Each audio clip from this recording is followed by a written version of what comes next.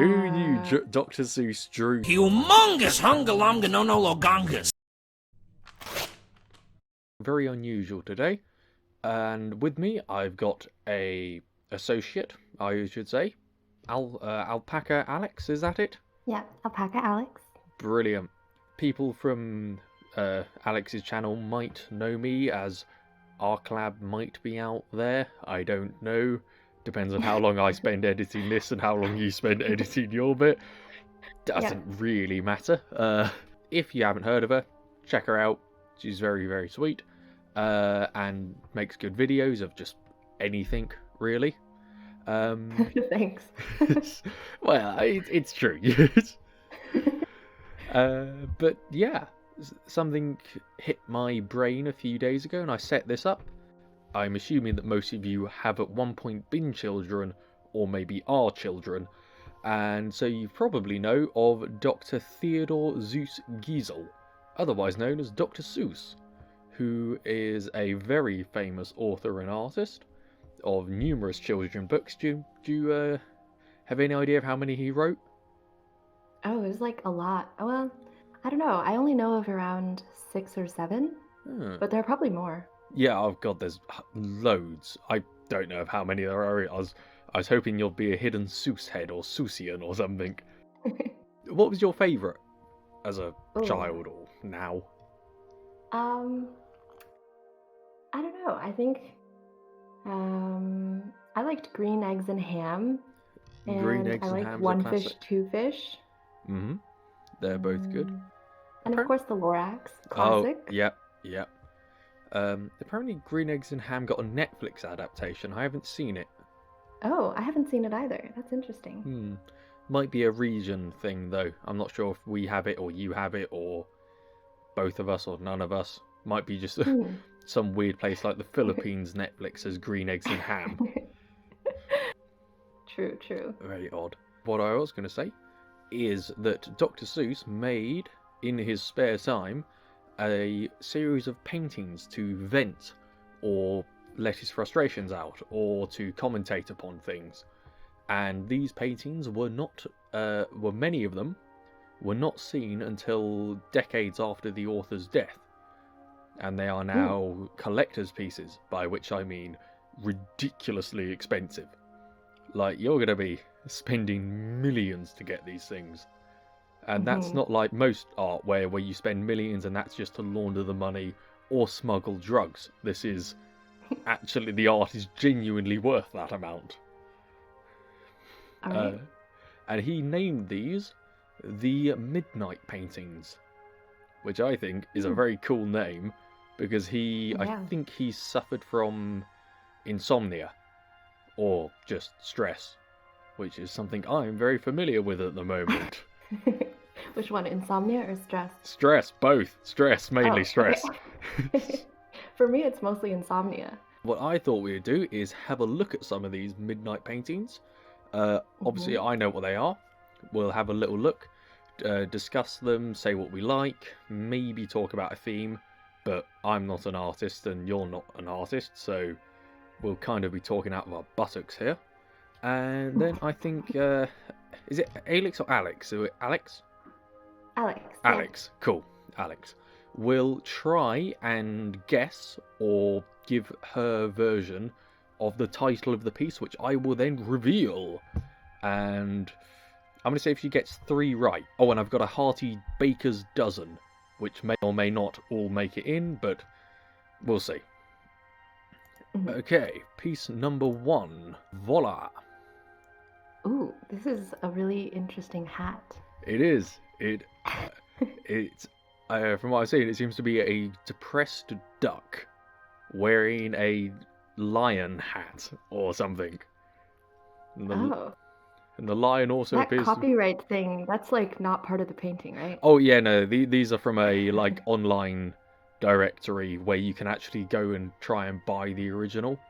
But I couldn't find what the prices were because it said, "Please talk to a curator," which essentially means please put tens of thousands into our bank account and we will possibly let you entertain the very notion of you purchasing one of these. And they also sold prints But those prints were anything between $1,000 and $3,000. Wow. So, a lot. Yeah. Yeah, I don't know. It's interesting how he did the eyes. Like how it's like, It does I look don't as know, they're like, he's tried to draw the eyes and then redo them. They look a bit like a very like oval. atoms. Yeah, or like Saturn. If you squished Saturn but not the ring, you'd get Yeah. that. Mm-hmm. Interesting. It does look kind of like a lion, though. Or a Dr. Seuss version of a lion. Yes. I'm like, what's this creature down here? He looks like some kind of a bird, like a duck or I think he's a something. duck. I'm not... But obviously it's a Seussified thing, so he appears to be twiddling his thumbs around, which is silly, because ducks don't have thumbs. Yeah. I'm not sold on the green into yellow into green again. Like, I like this particular shade of yellow is kind of like it's a little bright. Yeah, it's. I mean, obviously my Discord is on dark mode because only uncultured swine use Discord light mode. But this kind of has the effect of a flashbang in the middle of my screen, just pow. Maybe that was his. Maybe this is him like trying to wake himself up with some bright colors. Maybe. Okay, so if I had to guess the title of this. Yeah, guess a title. Oh. I would have to say. Like this kind of is very reminiscent of like the whole wolf in sheep's clothing type of thing, except the other way around. Sheep in wolf's clothing. Yeah. Duck in lion's clothing. You're actually very, very close. Along with the whole sheep in wolf's clothing, but reversed. This piece is called Fooling Nobody. I see. So I wonder if it's like about himself, like if he thinks he's fooling nobody, or possibly about other people. Yeah, it's a lot of these I think are quite introspective of the artist. Although this one I doubt is. It is what it is, in a way. Fair enough. It's interesting. It is cool. I would definitely have this on a wall somewhere. Ooh, what's this? Is this another one? Yeah, this is the second one. Nothing like what you would typically see. I know. Oh my goodness. I don't even know. I don't know if these are cats or like monsters or like. Yeah, it's hard to tell if they're cats or owls or something like that, or just a nondescript figure. It's the eyes and the triangular head. But it's very cool, especially because it looks as if there's like waves of them due to the different sizings in a way. It looks like it's like a city of them. Like, yeah, that's really interesting. And like the color and the style is just totally different, which is really interesting. Yeah, it is very, very unique. Still Seuss, obviously, but I think it's just because of the shapes that he uses look very Seussian, but the color is not. The color is odd. Yeah, it's too saturated for Dr. Seuss. Usually he uses slightly more muted shades. Because normally we know him for like cartoon sketches, not, I guess, pastel. Would you say is that oil pastel or something? This? Yeah. I'm not sure. I couldn't tell. Because I don't think it's watercolor. My guess is pastel. Yeah, or maybe acrylic. I don't know. I'm no artist, so I wouldn't be able to know. That's maybe fair. Somebody watching will. Yeah. If you know, if you're an artist, let us know. I will, however, give you a hint that these are in fact cats. Oh. So. Ooh. And it is what it is. Interesting. So these are cats. So okay, if I had to guess the title of this, this kind of reminds me of this is very much reminding me of what insomnia kind of feels like. That's Um, true, actually. That could be a reflection of his insomnia. just like Or an onslaught of thoughts of or just things that just you thoughts don't and want in your head. onlookers and things that are like, because it's the yellow, how piercing those yellow eyes are. hmm That's a good interpretation. So maybe if I don't know if he named any of his paintings in a way which alluded to his actual book titles, but if he did, I think that would be cool, and I think he should have named this title Cat in the Head instead of Cat in the Hat. Cat in That's the good. Head That's type good. of thing. Yeah. Yeah, no, that I like your interpretation. Actually, I like that a lot. However, this is called quite simply, a plethora of cats. Plethora of cats. It is just Okay. a A lot of cats. yeah, a dump truckload of cats. Okay, fair enough. As for number 3, we're getting religious or classic Ooh. religious. Ooh. Okay. Ta-da! Wow. Okay. Interesting. Okay. Huh. I like this little vehicle that the guy is Yeah, like sitting the in, and there's like a boat, except they're sitting in a boat, except it's not water, it looks like concrete. Or maybe that's just gray water. yeah, and Wow, it there's a appears to be lot happening here. it is, yeah, it appears to be next to Horton, who is riding a smoke ring, and there's a bishop by him for some reason. And there's like this monster dude in the bottom left-hand corner who's like vomiting on a lady. Oh, that's a gargoyle. That's like a gargoyle, which is like a classic, essentially an old water spout sort of thing you find on churches. There also appears to be like a steamroller, a captain with a bag of money on top of an egg with a yak behind it, a train, a Viking ship, someone smoking a hookah, and it's all mixed in with this bizarre architecture. And there's a rooster who's about to fall on top of this thing with a bowl of fruit on its head. Yeah, fruit platter. This is definitely very chaotic. I don't know what to make of this. Chaotic is definitely order of the day here. Chaotic gives you an idea of it, this.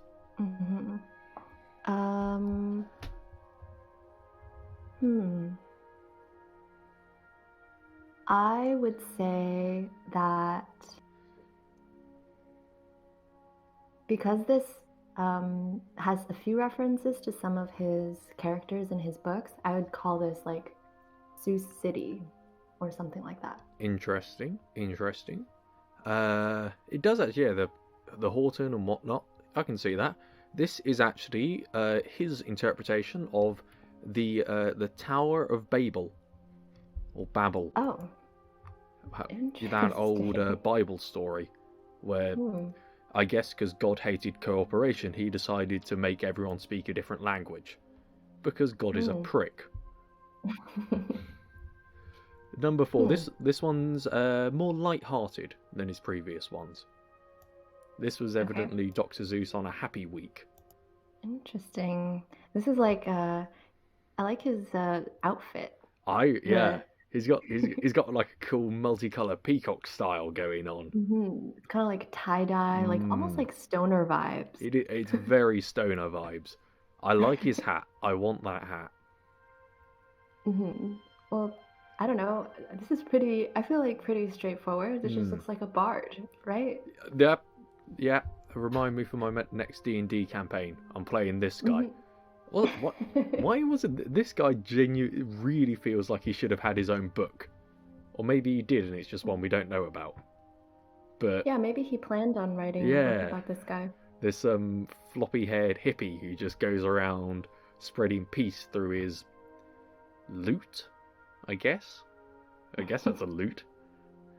This has the same energy as, I don't know if you watched Avatar: The Last Airbender, but there Oh, are I these know of like it. I know of hippie it. people. There are these Oh, hippie people, and like it just gives me that energy. oh, I think I know the group. hmm But yeah, if I were to name this painting, I would say it's just The Bard.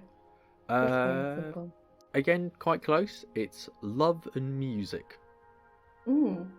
which is pretty apt, I'll say. It's very chill. hmm I Yeah, I mean, I guess that was probably painted around 60s, so you know, that makes sense. yeah, Yeah, because that like makes a Zeus, lot of sense. Dr. Seuss lived for a long ass time, didn't he? Like he was painting for a while. I don't hmm know the exact range. From love and music to something a bit more, maybe not abstract, but definitely depressing. Okay. Voila. Ooh. It's oh god, who's that artist who just paints loads of crowds? I'm not too familiar with a lot of famous artists. But he's like really, really well known. He's like one of the big artists. Like did I think cityscapes or schools and stuff, and was very famous for just painting lots of people close together. I'll find it in editing and put his name up in an example piece. Okay. These things look a bit like the Sneetches or something. Yeah. I actually like this. It's kind of like weirdly mesmerizing It the way is. the patterns. It's like the pattern and then like the breakup of the pattern up in the top right. hmm Very unusual. You know what this weirdly reminds me of? This weirdly reminds me of, you know, when dandelions have that like white fluff Yeah, and like dandelion you blow on seeds. it and they just start like flying out. It kind of looks like that because they have the little fluffy Yeah, colors. they've got those little ruffs, I guess. Except from Mhm. the little ones, or one of the little ones. There's only Oh no, half of them do, and the ones coming back to the left, bowed over, seem to have lost their ruff. oh They're looking quite depressed. Those ones, they're kind of hunched. yeah. This is interesting. I don't know what I would name this. I mean, if I had to call it something that isn't the name, I would probably go for something along the lines of March. March. Okay. March, yeah. I think just from the top part of the painting, I would name it, I don't know, Away from the Crowd or something like that. That's good. Yeah, no, yeah, I can see that. However, that your title is a bit more hopeful than Seuss's actual title for this, which is The Economic Situation Clarified. Oh, okay, I see. Evidently that wasn't painted on one of his more optimistic days. The economic situation. Next one is again quite it is what it is, a bit like Plethora of Cats. It's also very different from the previous one. Ooh, this has got like a really interesting ethereal type of look. It's like fireworks mixed with spider webs. When spider webs are on a dew-filled morning and they have like droplets of water hanging off them which glisten in the sun. Looks very much like that. Yeah. This is really interesting, and also like just like it's interesting that like this creature's hair is kind of like expanding out and covering it all. It looks like a tree at the top, like the Yeah, hair. it looks halfway between a tree and a god in a way. Yeah. Or some kind of other omnipresent figure. It looks like some kind of nature spirit, or like I would name this Mother Nature, or something like that. Because of all the green colors. That'd be cool. Unfortunately, the name is Green Cat with Lights. Sometimes I can never tell if Dr. Seuss is going to be very literal or be very interpretive. I think it varied wildly on his mood, or like how long he spent on the painting. I think we spent forever on it and was just done. He just said, plethora of cats. This one, green cats with lights. No one's going to see them. For the other one, he went in with I'm going to do the economic situation clarified. Yeah. Or I'm going to give my interpretation of the Tower of Babel. Mm-hmm. That's pretty funny. Another cat, this one. Mm. But here we go. This is a cat? There is a cat in it. Oh, okay. I mean, it's a city. Yeah, there's a cat in it. It's Find the Cat. I do like the train at the top left. It looks like something that came out of Dumbo with the pink elephants on parade. And the whole thing is this nonsensical jumble of geometry. I really like his interpretation of architecture. It is good, isn't it? That's. I think I prefer his architecture more than his drawings of animals. Actually, I would have to agree with you. I think it's partly because the animals always get center stage, and no one really thinks about Seuss's architecture, and it's the weird mix of crazy zigzags and ridiculous curves. I'm still trying to find the cat. I'll give you a hint. Bottom center. Oh, it's so tiny. Comparatively minuscule. Oh, and it looks like he's like looking into another building. Yeah, he appears to have a telescope, or a spyglass, as it were. Hooked his tail over a chimney and is trying to get a view into the one window that's lit up. Alright, I guess we got the title of the painting, and that is Peeping Tom. That is a good one. That is a good title. Okay, no, I'm going to say that Dr. Seuss's title for this is rubbish in comparative to Peeping Tom, because that is brilliant. This is actually Cat Detective in the Wrong Part of Town. Although I can see that it's a cat detective, I'm not sure what indicates that this is the wrong part of town for the cat detective. Yeah, I don't know. I like to imagine that it's actually a Peeping Tom. Oh yeah, no, he's been a Peeping Tom. This one, I think out of all of them, this is my most aesthetically pleasing, but it's not my favourite. Interesting, okay. Ooh, that is pretty aesthetically pleasing. I've never seen him draw water like this. He doesn't do water, does he? Like, it's all forest or town or jungle. I think I've seen like puddles, but like yeah, not or like water. Yeah. He doesn't do like open expanses. Obviously, until he did this painting. It kind of looks like he's taking some inspiration from Bob Ross with that, the clouds in the background. Oh yeah. They'll paint those happy little clouds. Yeah, you gotta love Bob Ross. Oh, he's so good. It is weird because none of us were alive for Bob Ross, but he's just kind of this generational spanning creature of art that's just made its way into the through cultural osmosis. Although I have actually seen one episode of Bob Ross. It was calming. It was. He's quite the legend. Very much so. So it looks like this thing in the middle is like a phoenix of some kind. Yeah, with those long tails and the golden colour. Yeah, this long thread thing makes it almost look like a vegetable. Like a root. Like the root of a vegetable. That's slightly less majestic than the idea of a bird soaring across the open sea. Just someone's thrown a carrot really hard. You've got someone with like a massive pitcher's arm as just out of frame, reeled back and fucking sent this carrot across the ocean. That would have been a great concept though.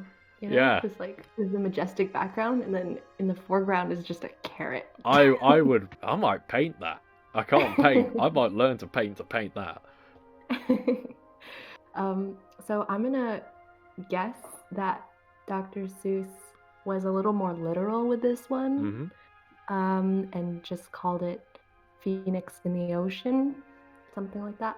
Kind of close, very close. It's called Free Bird. Yeah, that's definitely the one I find to be most pleasing to me. If I had a choice, actually, this would be my second choice out of the lot. to have a print or the original if I was a billionaire, and hang it somewhere. Hmm.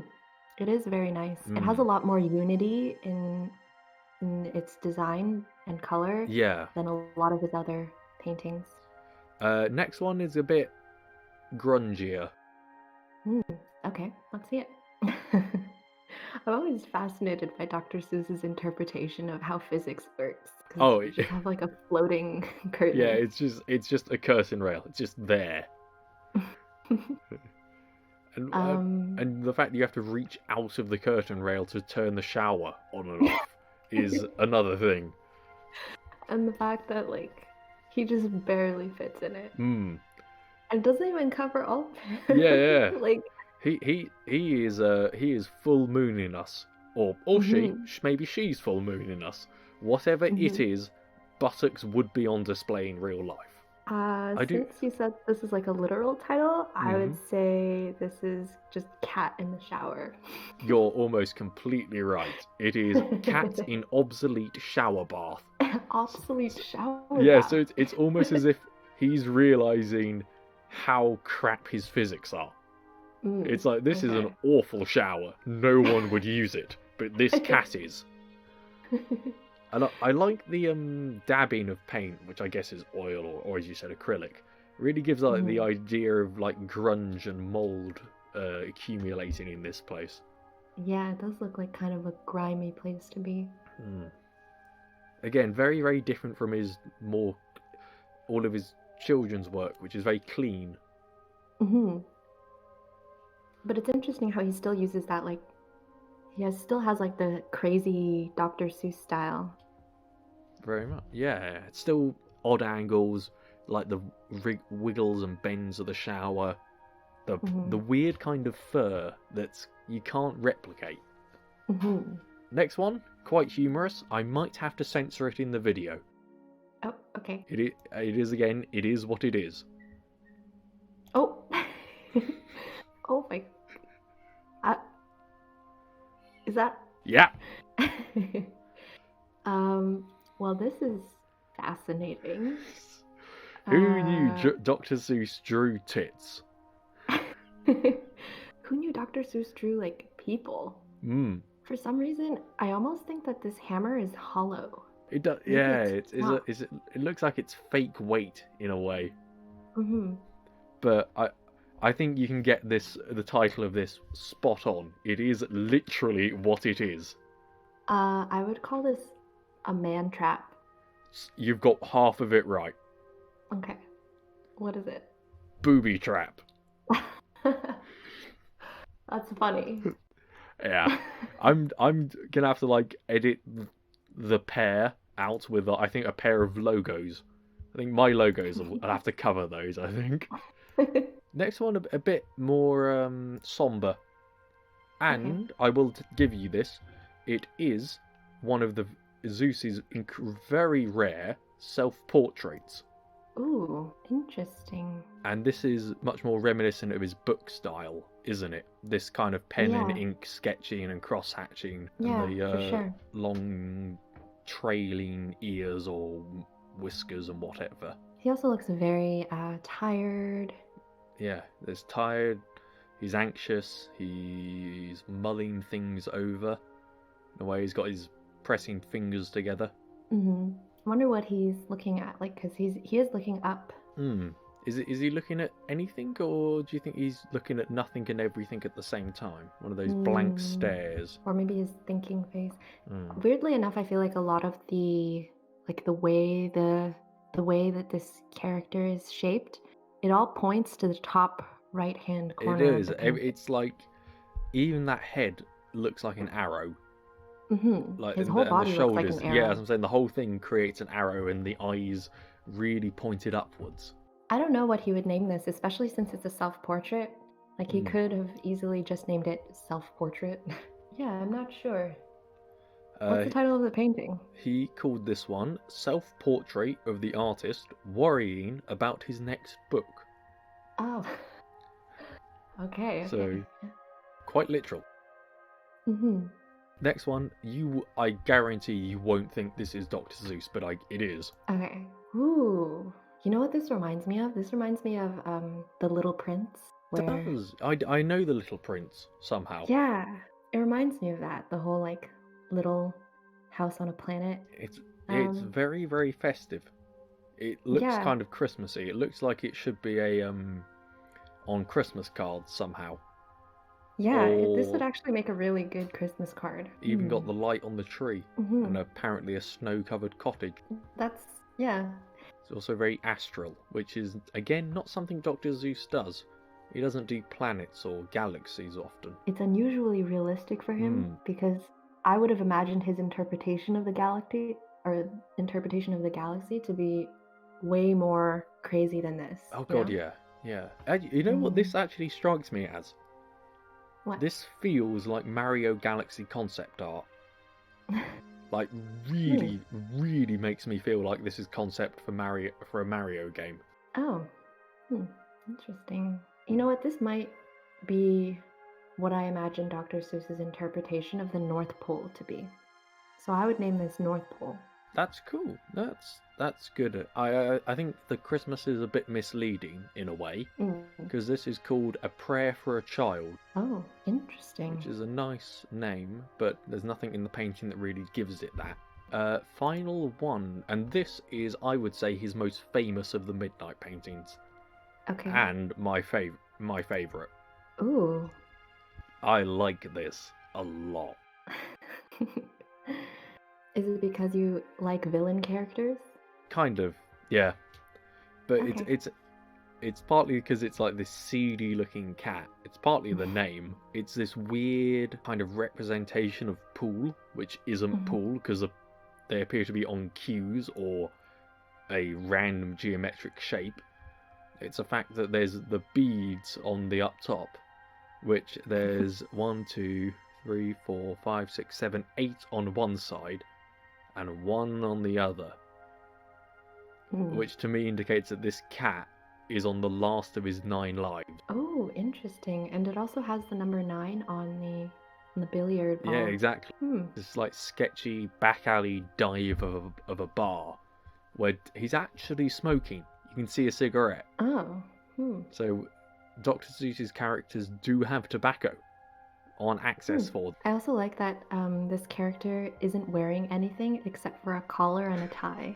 Yeah. The collar isn't attached to anything. It is. Oh, he's like Yogi Bear. Yogi Bear, who is a bear who clearly knows about the existence of clothes and yet only wears a hat and a tie. Yogi Bear is a goddamn pervert. I also like the stairs. The fact that there's just like stairs. Stairs to a pool table. Yeah. You gotta get a hell of a trick shot to get it up.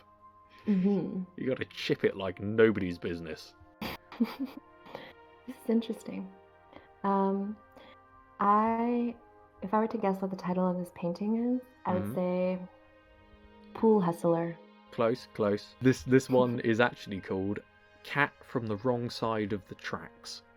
Okay. And I like to imagine that it's the Cat in the Hat's seedier older brother. Yeah, like or the one who evil twin. Well, yeah, or evil twin, or but he might not just be evil. He just might not be the most reputable person. Okay, yeah. Yeah, enough.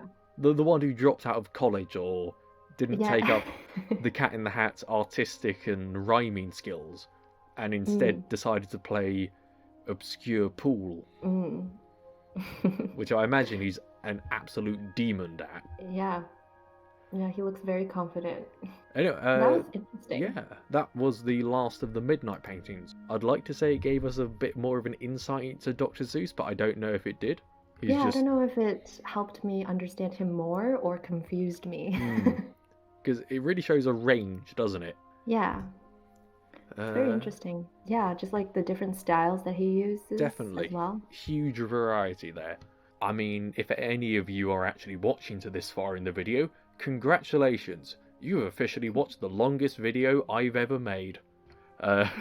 If you liked this kind of more abstract, talky, less jokey kind of thing, do let me know. You're an amazing person for watching this far. I guess maybe click the notification bell and subscribe if you want to. Check out Alex. She's amazing. Her channel's great. Give me other ideas and anything you'd like to say. No, thanks for watching. Yeah, thanks for watching. See you next time.